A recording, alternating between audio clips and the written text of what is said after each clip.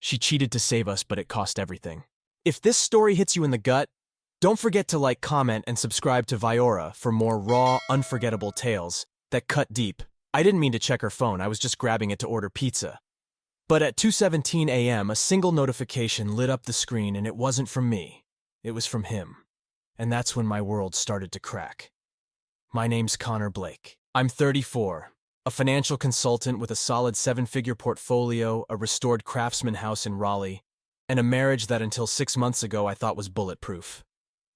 Amelia, my wife of 5 years, was my anchor sharp warm, the kind of woman who could light up a room with a laugh or shut it down with a glance. We weren't just partners, we were a team. Built a life together from late-night budgeting sessions to weekend hikes in the Blue Ridge Mountains. We were talking kids, a dog, maybe a second home by the coast. Perfect, right? That's what I thought, until the cracks started showing. Amelia's mom. Diane Harper was the first fracture. Diane's a retired CPA, widowed with a tongue sharper than a Wall Street trader's. She'd been riding Amelia hard about grandkids since the day we got engaged. "You're not getting younger, sweetheart," she'd say, her voice dripping with judgment. "Don't make me die without holding my legacy." Diane had a heart condition, nothing critical, but she played it like a trump card, guilting Amelia at every family dinner. I'd bite my tongue, squeeze Amelia's hand under the table and change the subject, but I could see it wearing her down. Amelia started pulling away last spring. Small things. At first, she'd skip our morning coffee ritual, claiming she needed to clear her head at the gym. Her phone was suddenly password protected, which was new. She'd laugh it off, saying she was just being cautious after a client's data breach at her marketing firm. I bought it. Why wouldn't I? Trust was our foundation. But doubt is a slow poison, and it was already seeping in. The first twist came in June. I was working late crunching numbers for a client's merger, when my buddy Nate texted me. Nate's a realtor, the kind of guy who knows everyone's business in Raleigh. His message was short. Saw Amelia at the Oak with some guy. Didn't look like a work thing. You good. My stomach dropped. The Oak was a swanky bar downtown, all dim lights and overpriced bourbon, not Amelia's scene. I texted back. Casual. Probably a client. Thanks for the heads up. But my hands were shaking. I didn't confront her that night. Instead, I watched Amelia came home at 10:43 p.m., smelling faintly of gin and jasmine perfume. She kissed my cheek, said the meeting ran long, and went to bed. I sat there staring at my laptop, the merger spreadsheets blurring. Something was off, and I wasn't paranoid enough to ignore it. The next morning, I did something I'm not proud of. While Amelia was in the shower, I checked her laptop. She'd left it open on the kitchen counter, logged into her work email. I wasn't looking for anything specific, just a gut check. That's when I saw it. An email thread buried in her archived folder from T. Wilkins. No subject line, just a string of replies. The latest one, sent 2 days ago, read, "Can't stop thinking about last night. Same time tomorrow." My chest tightened. I clicked the thread, but the earlier messages were deleted. T. Wilkins. I didn't know the name, but it burned into me. I closed the laptop, my pulse hammering. Amelia stepped into the kitchen, hair wet, humming some pop song. "Morning, babe," she said, grabbing an apple. She looked so normal. So mine. I wanted to scream to demand who T. Wilkins was, but I didn't. I smiled, kissed her forehead, and said I'd be late at the office. That was my first mistake, thinking I could outsmart the truth. The next few weeks were a slow descent. Amelia's late nights became routine client dinners, she'd say, or Diane's having a rough week. I started cross-referencing her stories. One night she claimed she was at Diane's helping with medical bills. I called Diane to check in. Casual, just being the good son-in-law. Diane sounded confused. "Amelia, she hasn't been here in weeks, Connor." The phone felt like a brick in my hand. I started digging deeper, installed a tracker on our shared car. Nothing fancy, just a GPS app tied to my phone. The data didn't lie. On nights she was working, the car was parked at the Oak, or worse, a condo complex in North Hills. I drove by one night, saw our blue SUV in the lot, and sat there for an hour, gripping the steering wheel until my knuckles turned white. I didn't go in. I wasn't ready to see it. The second twist hit in July at a barbecue hosted by Nate. Amelia begged off, saying she had a migraine. But I went to clear my head. Nate pulled me aside, his face grim. "Connor, I didn't want to do this, but you need to know." He showed me a photo on his phone, time-stamped 3 nights ago. It was Amelia laughing, her hand resting on some guy's arm at the Oak. The guy was tall, polished, with a smug grin that made my blood boil. "That's Troy Wilkins," Nate said. "Big shot developer, married 2 kids. Word is, he's been flashing cash around town. Troy Wilkins." The name from the email, I felt the ground shift under me. Nate clapped my shoulder. "You didn't hear this from me, man, but figure it out." I nodded my jaw tight and left the barbecue early. On the drive home, I replayed every moment of the last 6 months. Every excuse, every smile, every lie. Amelia wasn't just drifting, she was gone. When I got home, she was on the couch scrolling her phone. Feeling better, I asked, my voice steady but cold. She looked up, startled, and nodded. "Yeah, just needed rest. I wanted to call her out to throw Troy's name in her face, but something stopped me. Maybe it was fear. Maybe it was hope. Instead, I poured a whiskey and sat across from her, studying the woman I thought I knew." The third twist came a week later, and it wasn't what I expected. I was at the office finalizing a client's portfolio when my assistant handed me a package. No return address, just my name scrawled in black ink. Inside was a USB drive and a note. "You deserve the truth." My hands went cold. I plugged the drive into my laptop, opened the single video file, and watched my marriage implode. It was grainy, clearly from a security camera, but there was no mistaking Amelia. She was in a hotel lobby, arm looped through Troy's, laughing as they stepped into an elevator. The timestamp was 2 weeks ago, the night she'd sworn she was at a team-building retreat.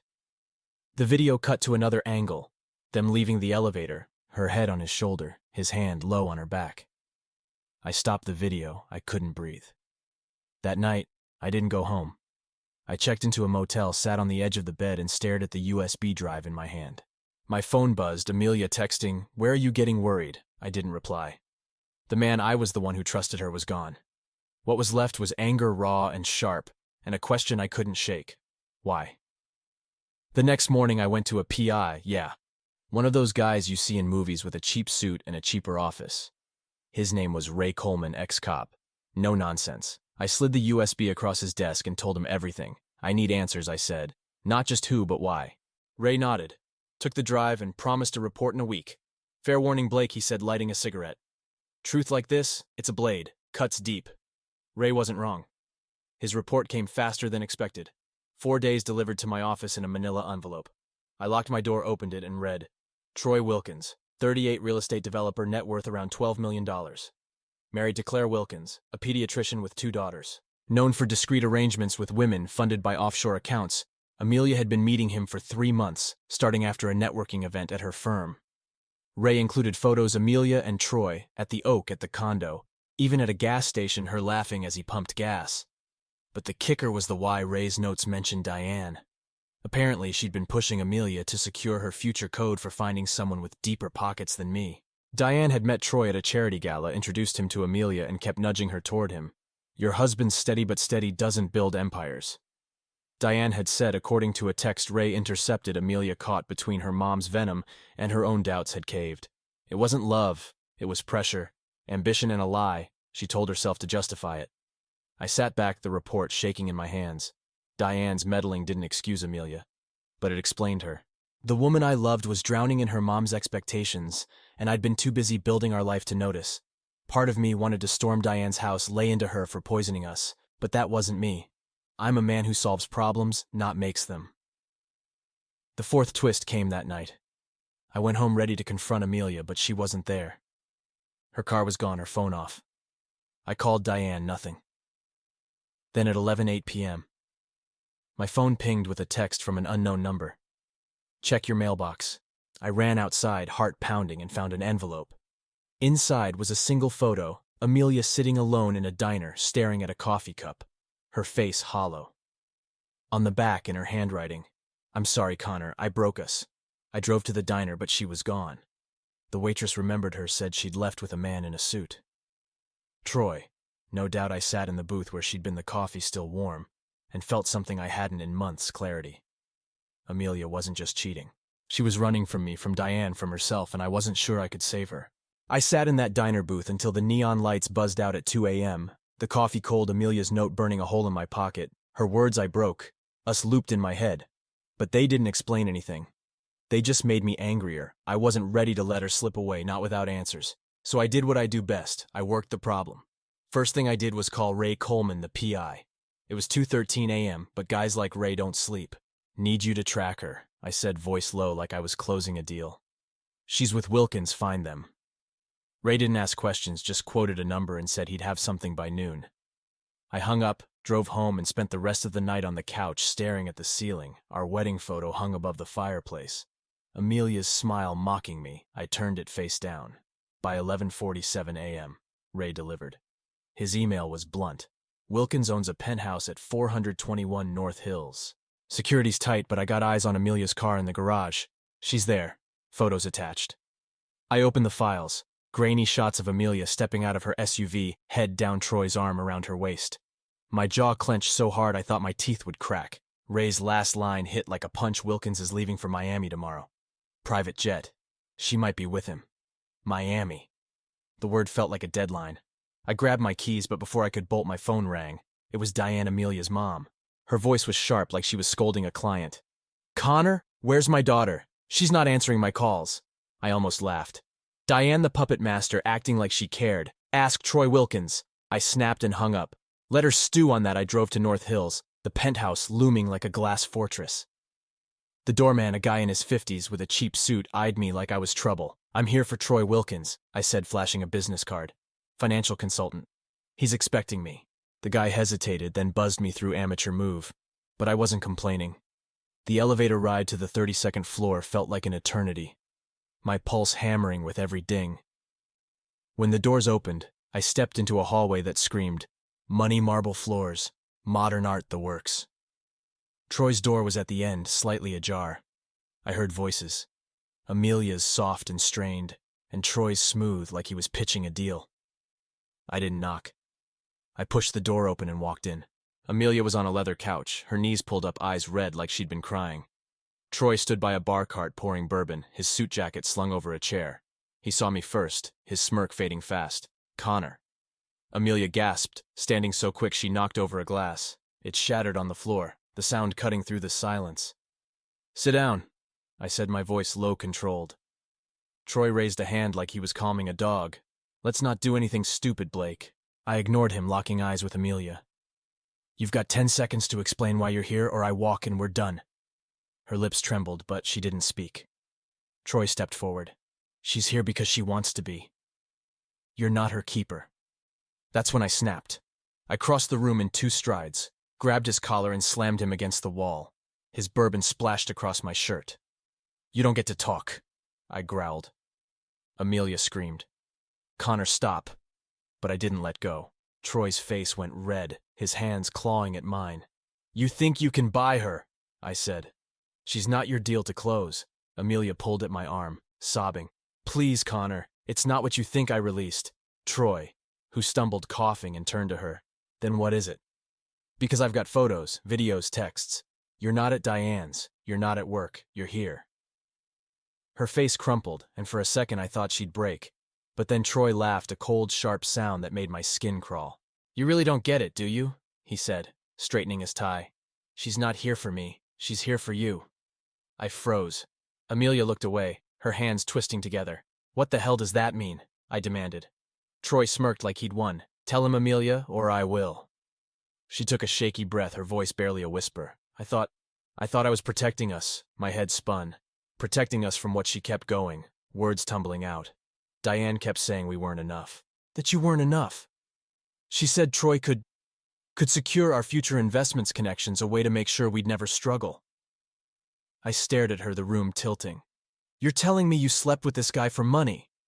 No, she cried, stepping toward me. It wasn't like that, it was just meetings at first dinners. He promised to back your firm, Connor, to get you clients, big ones. I thought I was helping. Troy snorted, pouring another drink. She's leaving out the part where she kept coming back, he said. Even after I made it clear what I wanted. I looked at Amelia, searching for the woman I married. She was shaking, tears streaming down her face, but her silence said everything. How far did it go?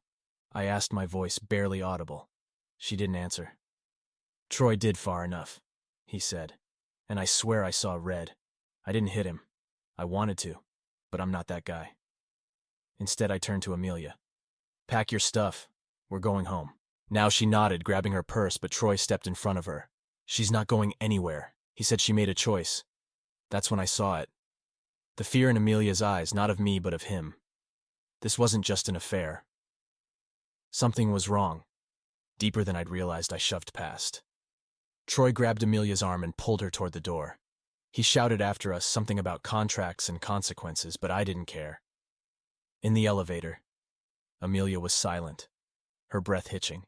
"I'm sorry," she whispered as the doors closed. "I didn't know how to stop it. I didn't respond. I couldn't. Not yet back at our house." I sat her down in the kitchen, the same place we'd planned our future over coffee and spreadsheets. "Start talking," I said. "All of it." She nodded, wiping her eyes, and the story spilled out. Diane had been relentless, hammering Amelia about our mediocre life. She'd introduced Amelia to Troy at a gala, painting him as a golden ticket. Troy dangled promises venture capital for my firm a stake in his next development project. Amelia, desperate to prove herself to Diane, went along thinking it was just business, but Troy's charm turned predatory. Dinners became late-night drinks. Promises became demands. She swore she never meant to cross the line, but one night, after too many martinis, and Diane's voice in her head, she did. I hated myself. She said, staring at the table, "But I didn't know how to get out. He kept saying he'd ruin us if I walked away, your career, our savings, everything." I leaned back, my mind racing. Blackmail. That's what this was. Troy wasn't just a sleaze. He was a shark, and Amelia was bait. I stood pacing the kitchen.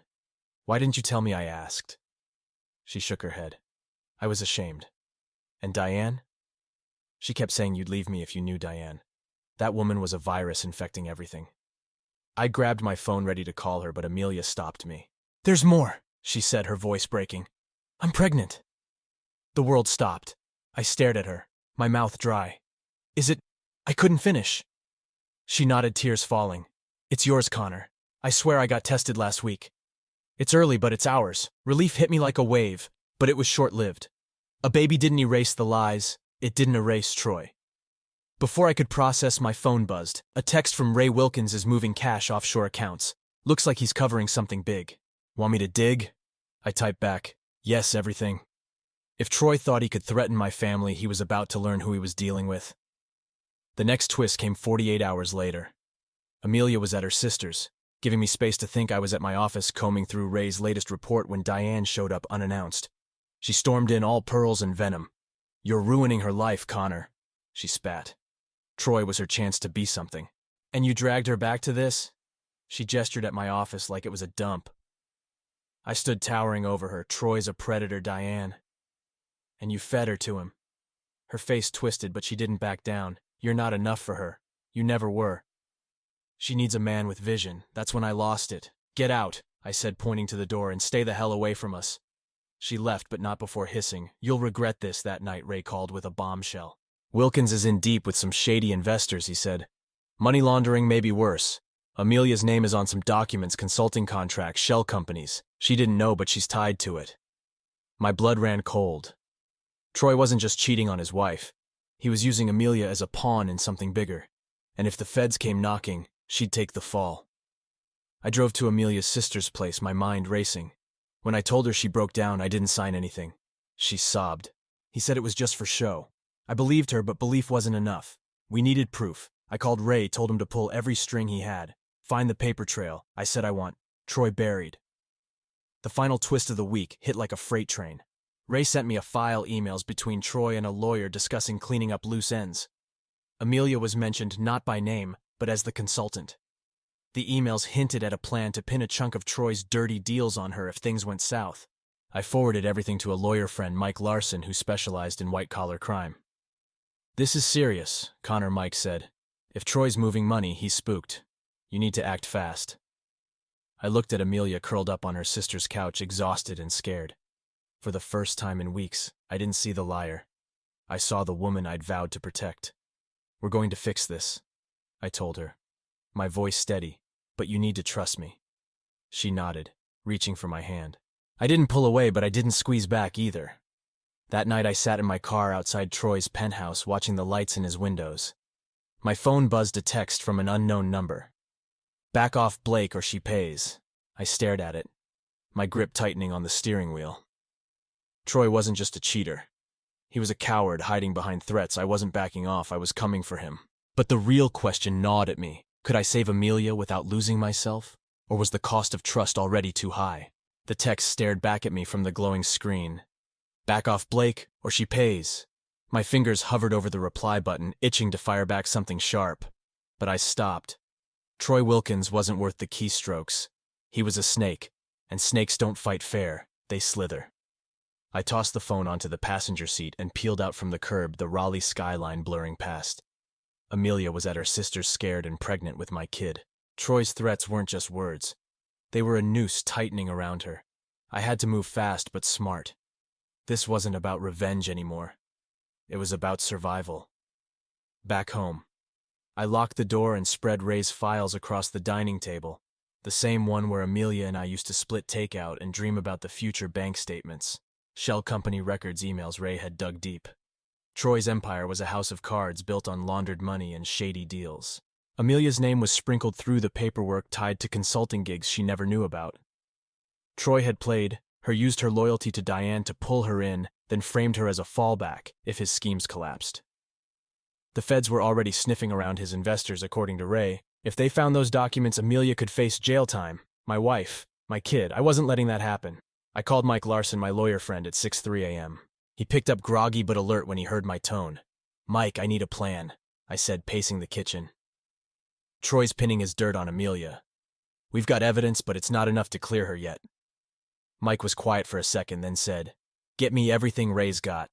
I'll loop in a contact at the DA's office off the record, but Connor, if Troy's spooked, he's dangerous. Watch your back." I hung up my jaw tight. Dangerous didn't scare me. Losing my family did. The first move was Amelia. I drove to her sister's place, a modest split level in Cary. Her sister, Lauren Harper, answered the door, her face hard. "She's a mess, Connor." Lauren said, arms crossed. "You sure you're here to help?" I nodded. "She's my wife. Lauren, I'm not giving up." Lauren stepped aside, and I found Amelia on the couch wrapped in a blanket, eyes hollow. She looked up, and for a second I saw the girl I'd proposed to on a rainy hike, not the woman who'd torn us apart. "We need to talk," I said, sitting across from her. "Everything now." She nodded, her voice shaky. "I didn't know about the contracts Connor Troy said they were for your firm to lock in investors. I signed without reading. I was stupid." Stupid wasn't the word. She'd been desperate, crushed under Diane's expectations and Troy's promises. "Did he ever threaten you directly?" I asked. She hesitated, then nodded. "Last week. He said if I told you, he'd make sure we lost everything. Your business, our house, my job." Her hands clutched the blanket. I thought I could handle it. I leaned forward, my voice steady. "You don't handle guys like Troy. You bury them. And that's what we're gonna do." Her eyes widened, but she didn't argue. I laid out the plan. She'd meet Troy one last time, wired up to get him on record admitting the fraud. Ray would set up the tech, Mike would cover the legal side, and I'd be close, ready to step in. It was risky, but we had no choice. Amelia swallowed hard, then nodded. "I'll do it for us."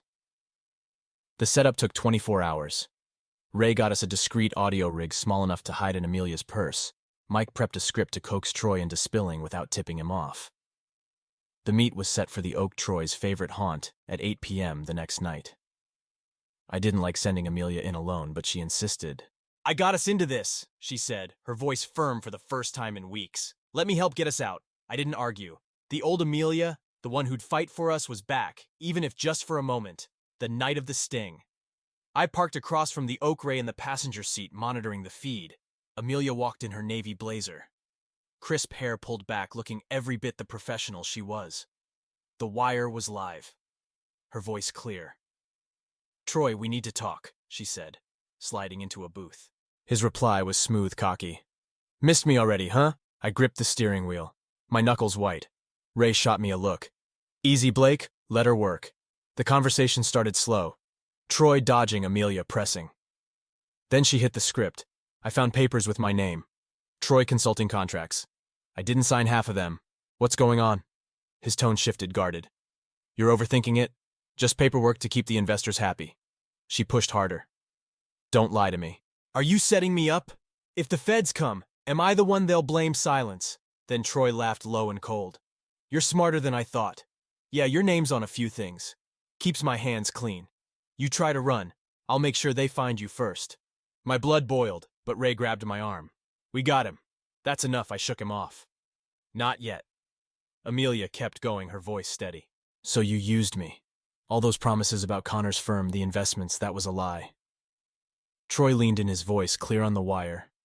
You wanted to play in the big leagues, sweetheart.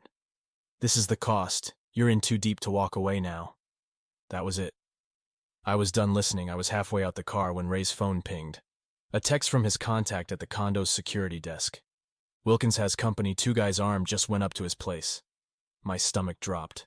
Troy wasn't just covering tracks, he was tying up loose ends. Amelia was in danger, and I'd sent her in blind. I bolted across the street, Ray cursing as he followed. The Oaks bouncer tried to stop me, but I shoved past, scanning the dim room. Amelia was gone. So was Troy. Ray checked the wire static. Signal's dead. He said, his face grim. I ran to the back exit, heart pounding. The alley was dark, reeking of garbage and stale beer. No Amelia, no Troy. Then I saw it. Her purse discarded by a dumpster, the wire tangled inside. Panic clawed at me. I called her phone, but it went straight to voicemail. Ray grabbed my shoulder. Think Blake. Where would he take her? My mind raced. The penthouse was too hot. The condo too public. Then it hit me. Miami. His jet. If Troy was running, he'd want Amelia close to control her. Or worse, silence her. I called Mike, told him to alert his DA contact and get eyes on Raleigh-Durham Airport. Ray and I sped toward the private hangar Troy used, breaking every speed limit. The whole drive I saw Amelia's face, scared pregnant, trusting me to fix this. I couldn't fail her. We hit the airport at 8:47 p.m. The hangar was lit up, Troy's jet on the tarmac, engines warming. 2 guys in black suits stood by the steps, hands on hole holsters. Ray nodded toward a side entrance. I'll distract them. You get inside. I didn't argue. Ray walked out, hands up, spinning some story about a maintenance check. The guards bought it for a second, and I slipped through the side door. Inside the jet's cabin was dim leather seats and polished wood screaming wealth. Troy was at the back, sipping a drink. Amelia beside him, her wrists zip-tied. Her eyes met mine, wide with relief and fear. Troy didn't see me, too busy talking to a guy in a pilot's uniform. I crouched, moving fast, and grabbed a fire extinguisher from the wall. One swing and the pilot went down out cold. Troy spun, reaching for something under his jacket, but I was faster. I tackled him, pinning him to the floor, my knee on his chest. Connor, Amelia cried, struggling against the ties I kept my eyes on. Troy, his face twisted with rage. You're done, Wilkins, I said, my voice low. The feds have your emails, your accounts. You're not running anywhere. He laughed, spitting blood. You think you've won. She's still screwed. Those contracts don't disappear. I pressed harder, his breath wheezing. She's got me. You've got nothing. Ray burst in, the guards disarmed and zip-tied outside. He cut Amelia free and she ran to me sobbing. I held her, but my eyes never left Troy. You're wrong, I said. I've got everything.